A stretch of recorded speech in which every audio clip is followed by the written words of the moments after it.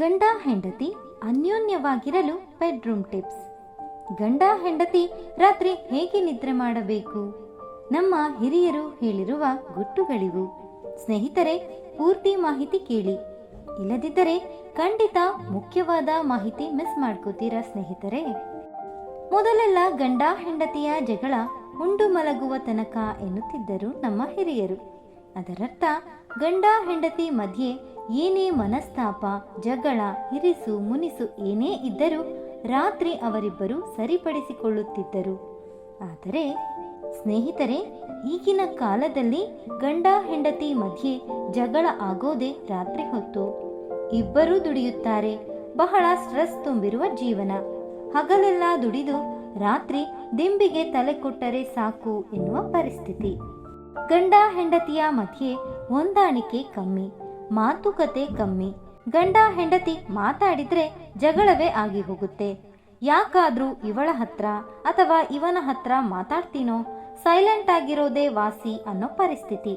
ಇಲ್ಲ, ರಾತ್ರಿ ಮಲಗಿದ್ದಾಗ ಹೇಳಿದ್ದೇ ಹೇಳೋದು, ವಾದ ಮಾಡೋದು, ಕಿರಿಕಿರಿ ಮಾಡೋದು, ಅವರು ಹಂಗೆ ಇವರು ಹಿಂಗೆ ಅಂತ ಹೋಲಿಕೆ ಮಾತು, ಚುಚ್ಚು ಮಾತು ಇವೆಲ್ಲ ಮಾಡುವುದು ಈಗಿನ ಕಾಲದಲ್ಲಿ ಸರ್ವೇ ಸಾಮಾನ್ಯವಾಗಿದೆ. ಆದರೆ ಇದೆಲ್ಲವನ್ನು ಬಿಟ್ಟು ಕೆಲವೊಂದು ಬಹಳ ಸರಳವಾದ ಟಿಪ್ಸ್ ನೀವು ಫಾಲೋ ಮಾಡಿದ್ರೆ ಖಂಡಿತವಾಗಿ ಗಂಡ ಹೆಂಡತಿ ನಡುವೆ ಬಾಂಧವ್ಯ ಚೆನ್ನಾಗಿರುತ್ತೆ. ಅದೇನಪ್ಪ ಅಂದ್ರೆ ಸ್ನೇಹಿತರೆ, ಅದಕ್ಕೂ ಮೊದಲು ನೀವು ಕೂಡ ಲಕ್ಷ್ಮೀನಾರಾಯಣರ ಆಶೀರ್ವಾದ ಬಯಸುವುದಾದರೆ ಈ ವಿಡಿಯೋವನ್ನು ಲೈಕ್ ಮಾಡಿ ಮತ್ತು ನಿಮ್ಮ ವೀವರ್ಸ್ ಲೋಕ ಚಾನೆಲ್ ಅನ್ನು ಸಬ್ಸ್ಕ್ರೈಬ್ ಮಾಡಿ. ಕಾಮೆಂಟ್ ಬಾಕ್ಸ್ನಲ್ಲಿ ಓಂ ಶ್ರೀ ಲಕ್ಷ್ಮೀನಾರಾಯಣಾಯ ನಮೋ ನಮಃ ಎಂದು ಬರೆಯಿರಿ. ಹಾಸಿಗೆಯ ಎರಡೂ ಬದಿಯಲ್ಲಿಯೂ ಸಹ ಸ್ವಲ್ಪ ಜಾಗ ಇರಬೇಕು.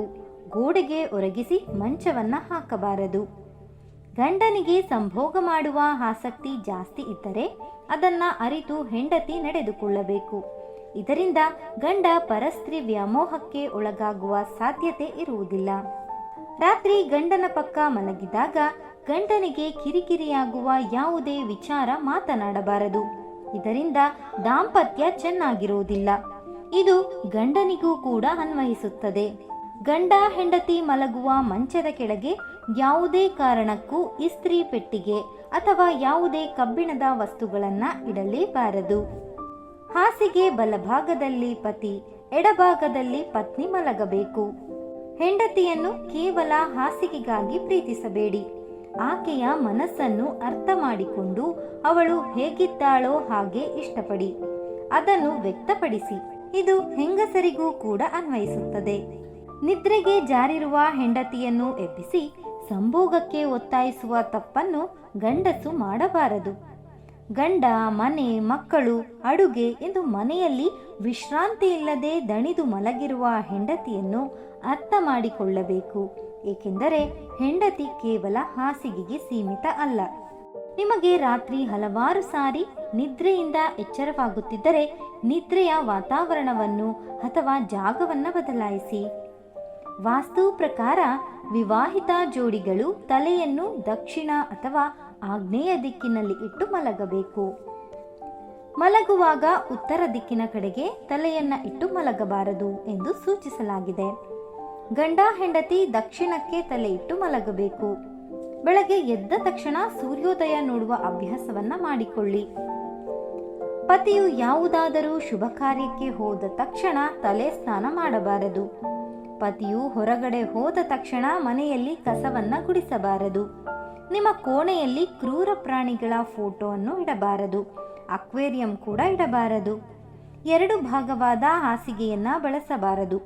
ಗಂಡ ಹೆಂಡತಿ ಒಂದೇ ಹಾಸಿಗೆಯಲ್ಲಿ ಮಲಗಬೇಕು.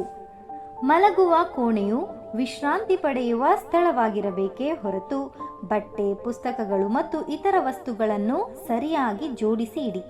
ನಿಮಗೆ ಅಗತ್ಯವಿಲ್ಲದ ವಸ್ತುಗಳನ್ನ ತೆಗೆದುಹಾಕಿ. ಕೆಲವರು ಬೇಡವಾದ ವಸ್ತುಗಳನ್ನ ಹಾಸಿಗೆ ಕೆಳಗೆ ಇಡುತ್ತಾರೆ. ಇಂತಹ ತಪ್ಪನ್ನು ಮಾಡಬೇಡಿ. ಇದರಿಂದ ನೆಗೆಟಿವಿಟಿ ಉಂಟಾಗುತ್ತದೆ. ನಿಮ್ಮ ಕೋಣೆಯಲ್ಲಿ ಎಲೆಕ್ಟ್ರಿಕ್ ಸಾಮಾನುಗಳು, ಹಾಳಾದ ಸಾಮಾನುಗಳು, ಕಬ್ಬಿಣದ ಸಾಮಾನುಗಳನ್ನು ಇಡಲೇಬಾರದು.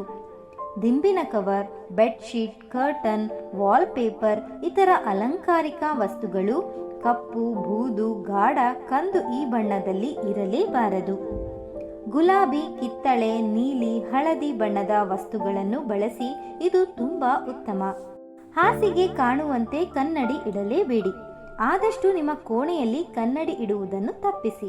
ಶೋಗೆ ಅಂತ ಯಾವುದೇ ಕಾರಣಕ್ಕೂ ಮುಳ್ಳಿನ ಗಿಡಗಳನ್ನು ನಿಮ್ಮ ಬೆಡ್ರೂಮ್ನಲ್ಲಿ ಇಡಬೇಡಿ. ಗಂಡ ಹೆಂಡತಿ ಮಲಗುವ ಮಂಚ ಮರದ್ದಾಗಿದ್ದರೆ ಬಹಳ ಉತ್ತಮ. ನೀವು ಮಲಗುವ ಕೋಣೆಯಲ್ಲಿ ಟಿವಿ ಇಡುವುದನ್ನು ತಪ್ಪಿಸಿ. ಹಾಗೂ ಚಾರ್ಜರ್, ಪುಸ್ತಕ, ಫೈಲ್, ಏನೇ ಕೆಲಸಕ್ಕೆ ಸಂಬಂಧಪಟ್ಟ ವಸ್ತುಗಳಿದ್ದರೂ ಅದಕ್ಕೆ ಪ್ರತ್ಯೇಕ ಜಾಗ ಮಾಡಿ ಇರಿಸಿ. ಎಲ್ಲೆಂದರಲ್ಲಿ ಇಡಬೇಡಿ. ಇನ್ನು ಕೆಲವರು ಹೊಲಿಗೆ ಮೆಷಿನ್ ಅನ್ನು ಇಟ್ಟಿರುತ್ತಾರೆ. ಆದರೆ ಇದನ್ನು ತಪ್ಪಿಸಿ. ಏಕೆಂದರೆ ಗಂಡ ಹೆಂಡತಿ ಮಲಗುವ ಕೋಣೆಯಲ್ಲಿ ಸೂಜಿ, ಕತ್ತರಿ, ಚಾಕು, ಬ್ಲೇಡ್ ಈ ರೀತಿಯಾದ ಯಾವುದೇ ಹರಿತವಾದ ವಸ್ತುಗಳನ್ನು ಇಡಲೇಬಾರದು. ಇದು ನಿಷಿದ್ಧ. ಬೆಡ್ರೂಮ್ನಲ್ಲಿ ಗೊಂದಲವನ್ನ ತಪ್ಪಿಸಿ. ಅನಗತ್ಯ ವಸ್ತುಗಳನ್ನು ತೆಗೆದುಹಾಕಿ. ಶಾಂತಿ ಮತ್ತು ಸಕಾರಾತ್ಮಕತೆಯನ್ನು ಉತ್ತೇಜಿಸುವ ವಸ್ತುಗಳನ್ನು ಇರಿಸಿ. ಉದಾಹರಣೆಗೆ ಸಸ್ಯಗಳು, ಅಂದರೆ ಅದರಲ್ಲಿ ಮುಳ್ಳುಗಳು ಇರಬಾರ್ದು ಅಂತಹ ಸಸ್ಯಗಳನ್ನು ಇಡಿ, ಅಥವಾ ಹಿತವಾದ ಚಿತ್ರಗಳು. ಸ್ನೇಹಿತರೆ, ನೆಮ್ಮದಿಯ ಜೀವನ ಸಾಗಿಸಲು ಹೊಂದಾಣಿಕೆ ಮುಖ್ಯ. ನೀವು ಮನೆಯಲ್ಲಿ ಮಾಡುವ ಸಣ್ಣ ಸಣ್ಣ ಬದಲಾವಣೆಗಳು ಖಂಡಿತವಾಗಿಯೂ ನಿಮ್ಮನ್ನು ನೆಮ್ಮದಿಯಾಗಿರುವಂತೆ ಮಾಡುತ್ತದೆ. ಸ್ನೇಹಿತರೆ, ಈ ಮಾಹಿತಿ ನಿಮಗೆ ಇಷ್ಟವಾದರೆ ದಯವಿಟ್ಟು ಲೈಕ್ ಮಾಡೋದನ್ನು ಮರಿಬೇಡಿ. ಹಾಗೂ ಮತ್ತಷ್ಟು ವಿಡಿಯೋಸ್ಗಳಿಗಾಗಿ ನಿಮ್ಮ ವೀವರ್ಸ್ ಲೋಕ ಚಾನಲ್ ಅನ್ನು ಸಬ್ಸ್ಕ್ರೈಬ್ ಮಾಡಿಕೊಳ್ಳಿ. ಕೇಳಿದ್ದಕ್ಕಾಗಿ ಧನ್ಯವಾದಗಳು.